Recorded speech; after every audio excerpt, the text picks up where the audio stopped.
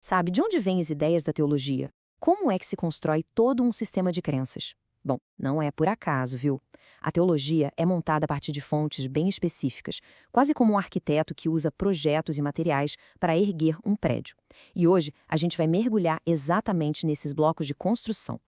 Olha só o nosso caminho. Primeiro, a gente vai entender o que afinal são essas fontes. Depois, vamos direto para a fundação de tudo, que é a Bíblia. Na sequência, vamos olhar para as lentes da tradição e da cultura, pegar as ferramentas da razão e da experiência e, para fechar, entender por que tudo isso realmente importa na prática. Vamos nessa? Beleza, então vamos começar pelo começo. O que exatamente são as fontes da teologia? De onde vem a matéria-prima para essa construção toda? A grande pergunta é essa: como é que um conjunto de textos antigos, de crenças, se transforma num sistema organizado, coerente? A resposta está justamente nas fontes. É fundamental entender de onde os teólogos tiram os dados e as informações para construir esse sistema. Em bom português, as fontes são os materiais de referência. São os dados, as informações, as estruturas que a gente usa para organizar o pensamento sobre Deus de uma forma que faça sentido. E, como em qualquer construção, tem aquele material que é a base de tudo, o mais importante.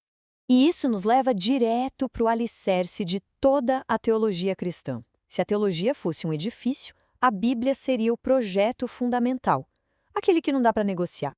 Olha, a lógica é bem simples. Para a teologia cristã, tudo começa aqui. Ponto. Filosofia, história, ciência, tudo isso pode até ajudar, mas a Bíblia é o ponto de partida e a autoridade final. Qualquer coisa que se construa teologicamente precisa ter sua fundação nela. E aqui tem uma distinção que é, olha, crucial. A fé cristã não é num livro, mas sim na pessoa de Cristo.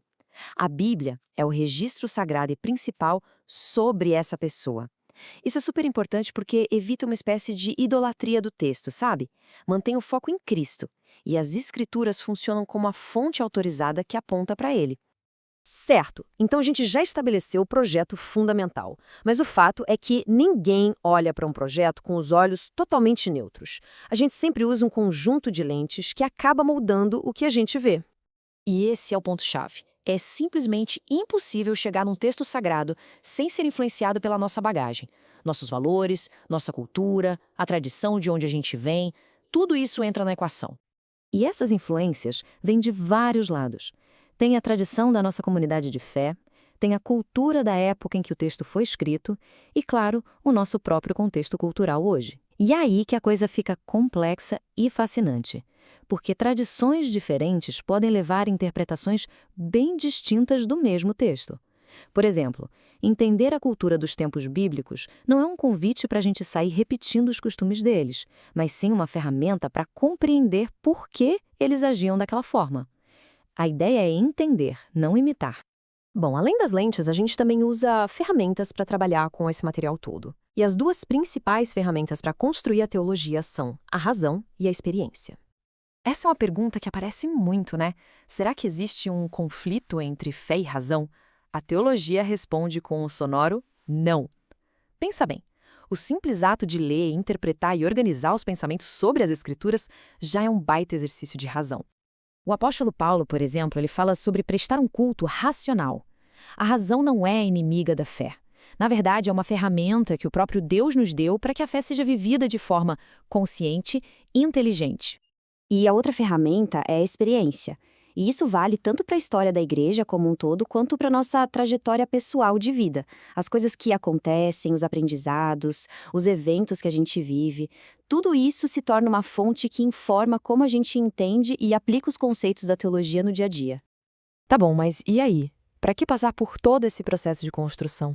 Qual é o propósito final desse edifício teológico? Com certeza não é só um exercício acadêmico. O objetivo de todo esse estudo não é só acumular informação na cabeça. O alvo final é a transformação. Uma teologia bem feita não fica só no campo das ideias. Ela desce para a vida e causa um impacto real, prático. Um dos principais resultados é o crescimento espiritual. Essa busca por conhecer a Deus, como ele se revela nas Escrituras, deve levar a uma vida espiritual mais rica, a uma compreensão maior. É como o profeta Oséias descreve, comparando esse conhecimento a uma chuva que traz vida nova.